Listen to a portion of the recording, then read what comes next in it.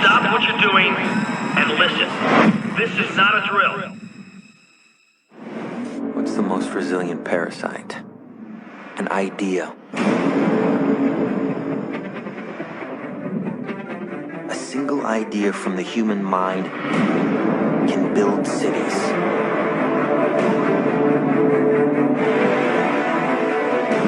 An idea can transform the world and rewrite all the rules. Which is why I have to steal it. He's hiding something and we need to find out what that is. We gotta break out of here. Give him the kick!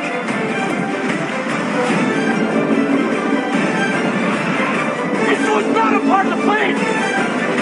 Wake me up! Wake me up!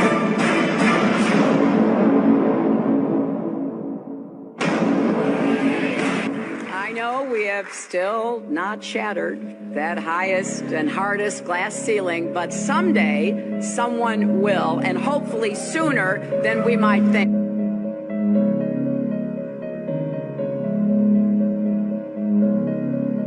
As the galaxies go whizzing by over the glass domed ceiling. Now tell me that doesn't work for you. If it's true, does it change how I live my life? This is something that is not an easy answer because of the magnitude of what we're talking about here. How it will change your life, first of all, when you understand it, is dramatic, to say the least. Will it change you from having to go to your job every day and the things that you typically do every day? No.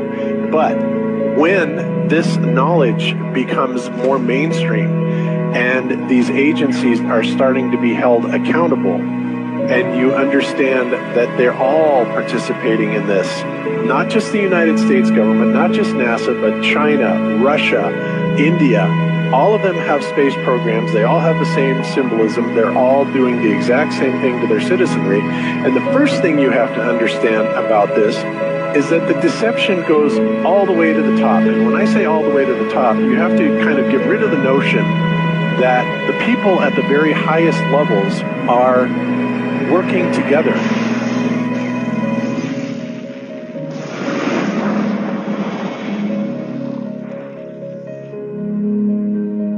Why would they do this? Why are they trying to hide the fact that we are on an infinite plane or on a flat earth rather than a ball? Well, if you isolate people into the idea that they're on a blue marble that's in the middle of a universe that is really insignificant and there's thousands or millions and billions of other worlds and possibly other civilizations, that makes most people think that we are insignificant and that we did actually come about as some sort of an accident.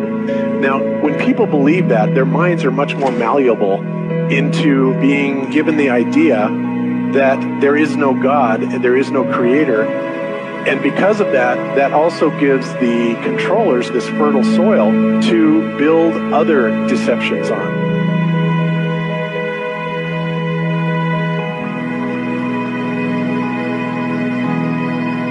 Why do you think that Truman has never come close to discovering the true nature of his world until now? We accept the reality of the world with which we're presented. It's as simple as that. It's about total control, mental, physical, spiritual, every way, shape, form possible. You have to remember how big of a conspiracy this is. This isn't talking about just the JFK thing or isn't talking about just 9/11. It's on an umbrella kind of system to where it is the biggest deception that there is. It actually exposes every other deception, and nothing else brings down the power of the elite because it really exposes education, science, the economy, television, museums, universities. Think of all the things that have been fooled. I feel worse for the people that are out there building satellites, the people that are out there actually working for these space agencies, the people out there teaching in schools as professors, because they would all come to the conclusion eventually, once this gets out, that they've all been contributing to the lie. Why do you believe what you believe? Prove it. without using NASA or any other space agency, the government or military of any country in the world. Why would I say that? NASA has been proven to be liars time and time again. I could spend a whole weekend here showing you the lies of NASA. How many of you believe your government is 100% honest and can be trustworthy? And how many of you know the military answers to their government? Okay, so if those three sources are all proven liars, why would you trust them? Fool me once, right?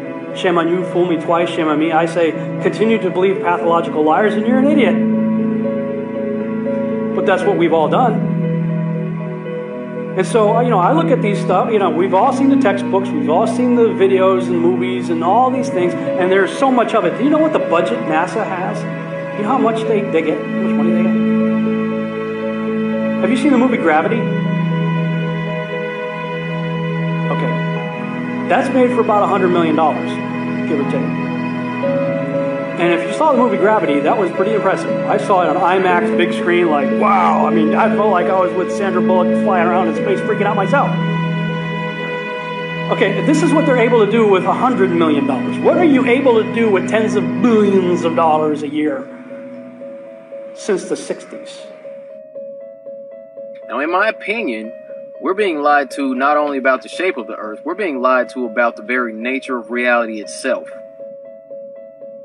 In 1954, Admiral Richard Byrd, a highly decorated naval officer, conducted an interview where he alluded to the idea that there may very well be land beyond the poles. Admiral Byrd, you've been to both the North Pole and the South Pole. Is there any unexplored land left on this earth that might appeal to adventurous young Americans? Yes, there is. But strangely enough, there's left in the world today an area as big as the United States that's never been seen by a human being.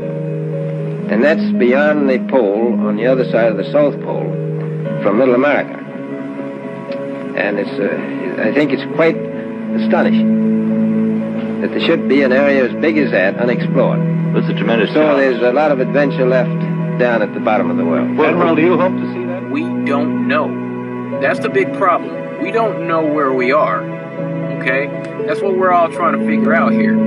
But there is the Antarctic Treaty where, 53 or so nations have signed saying that no one's going to lay claim to Antarctica and that there are massive restrictions for travel there. You can't just get up and go to Antarctica on your own.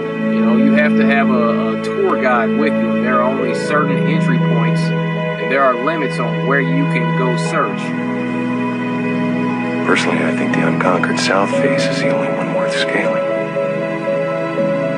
It's a 20,000-foot sheer wall of ice, but that's never stopped me before.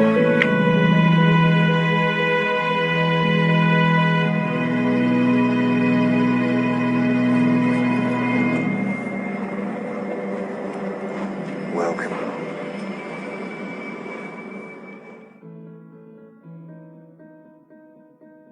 No, I just want to stand on top of the wall and piss off the edge of the world.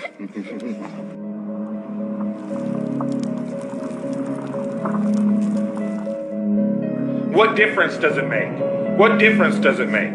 Yeah, that's their favorite line. Got a lot of people, what difference does it make? You can't figure out what difference it makes? If you can't figure out what difference it makes that the people running your world have lying to you over and over your whole life, if you can't figure out that someone lying to you is trying to control you, suppressing of information, of knowledge, is control. Deception of information and knowledge is a form of control. So what difference does it make? It makes a big difference, because once they start omitting information or lying about information about where you live, they're doing it to control you. Period. Why am I having to explain this to critical thinkers in the truth movement? The way you control billions of people is to keep them divided and fighting each other. Flat Earth is not a psyop. Flat Earth destroys the psyop. every psyop that's been used to control us for as long as they've known about it. So this system has been in power and control for hundreds of years, ever since they convinced the rest of the world that they didn't know where they live. It created this fantastical scenario to make people feel insignificant and to follow those that appear to know better. Why is the flat earth so important? Because it shows the deception. And if everybody would just come together and demand answers, they would be in checkmate. They would not know what to do.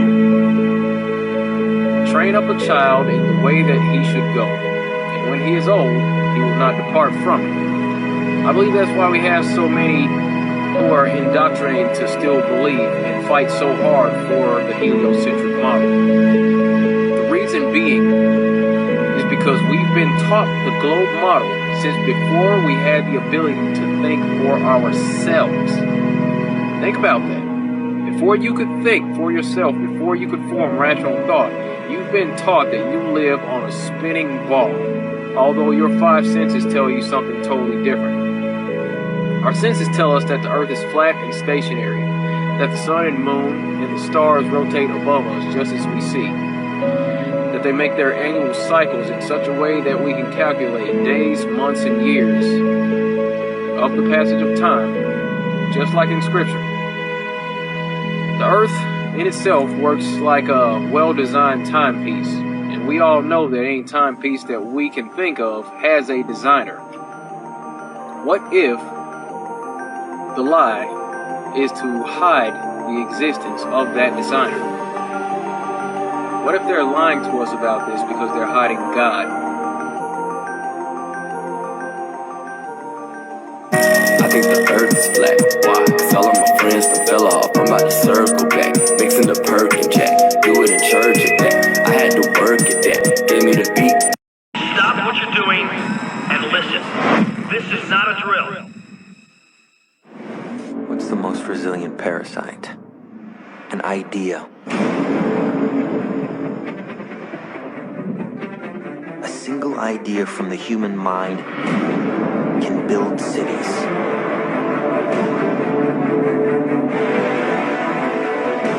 An idea can transform the world and rewrite all the rules. Which is why I have to steal it. He's hiding something and we need to find out what that is. We gotta break out of here. Give him the kick!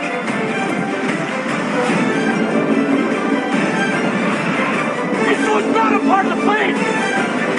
Wake me up! Wake me up!